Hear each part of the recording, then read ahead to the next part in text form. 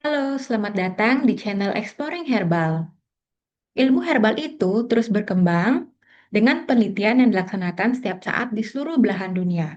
Channel ini membantu Anda untuk memilah dan menyajikan setiap informasi herbal yang terbaru dan juga terpercaya.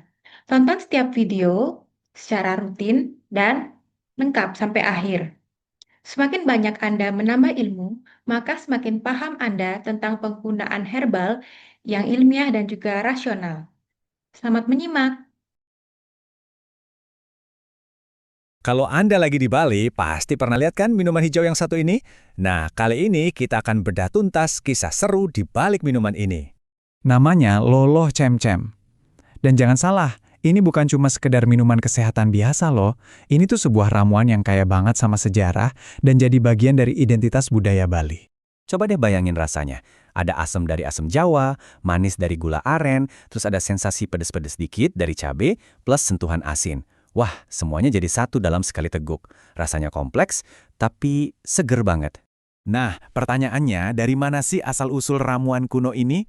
Ternyata akarnya itu dalam banget loh. Jawabannya ada di filosofi kesehatan Bali yang umurnya udah ratusan tahun. Minuman ini tuh bagian penting dari yang namanya Usada Bali. Ini adalah sistem pengobatan tradisional Bali yang ilmunya turun-temurun. Bahkan ditulis di naskah-naskah kuno dari daun lontar. Keren ya? Jadi bisa dibilang gini, loloh cem-cem itu bukan resep sembarangan. Ini tuh ibaratnya satu bab penting dari sebuah perpustakaan raksasa yang isinya pengetahuan kuno orang Bali. Oke, sekarang kita bahas bintang utamanya ya. Apa sih yang bikin daun ini jadi spesial banget? Ini dia daun cem-cem.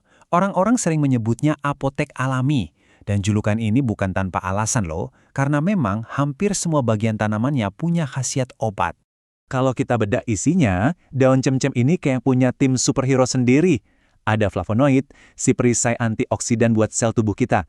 Terus ada tanin yang tugasnya menenangkan pencernaan. Ada juga saponin sebagai agen antibakteri dan anti radang. Dan pastinya ada vitamin C buat dongkrak imunitas tubuh. Lengkap banget kan? Jadi dari dulu orang-orang tuh udah tahu kalau ramuan ini berkhasiat. Ya berdasarkan pengalaman aja. Tapi yang menarik, sekarang sains modern mulai bisa ngejelasin kenapa sih ini bisa manjur. Nah, disinilah serunya. Kepercayaan orang dulu kalau loloh ini bisa atasi masalah perut, sekarang terbukti secara ilmiah. Ternyata memang efektif menghambat bakteri E. coli.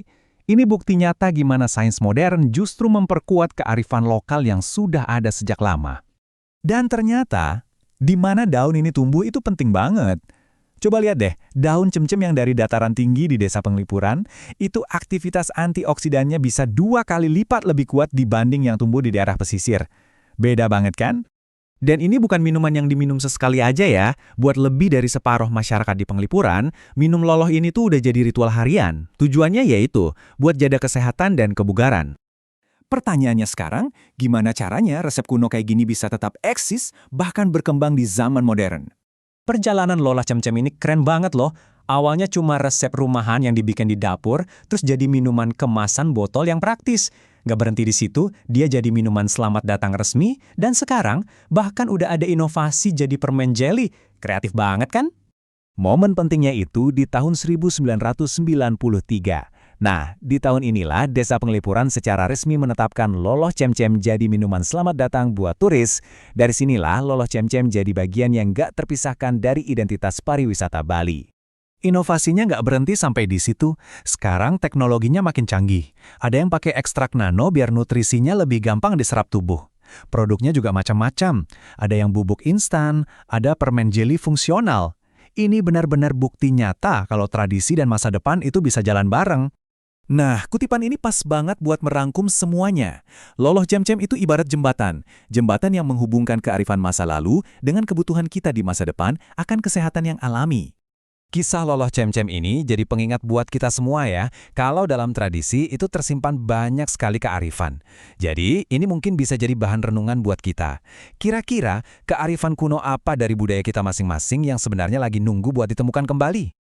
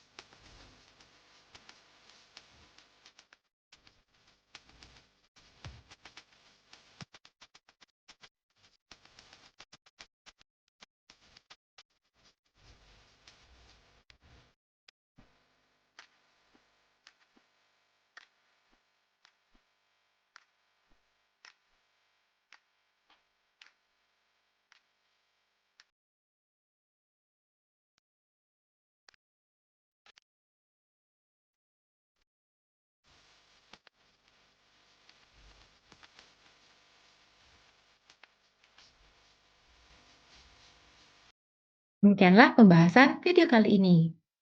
Sampai jumpa di video berikutnya besok pagi. Jangan lupa aktifkan lonceng notifikasi sebagai pengingat. Anda juga boleh memberikan saran untuk setiap video dan mengajukan pertanyaan yang Anda bisa ketikkan di kolom komentar. Dukung terus channel ini dengan mengklik like dan subscribe. Terima kasih sudah menonton.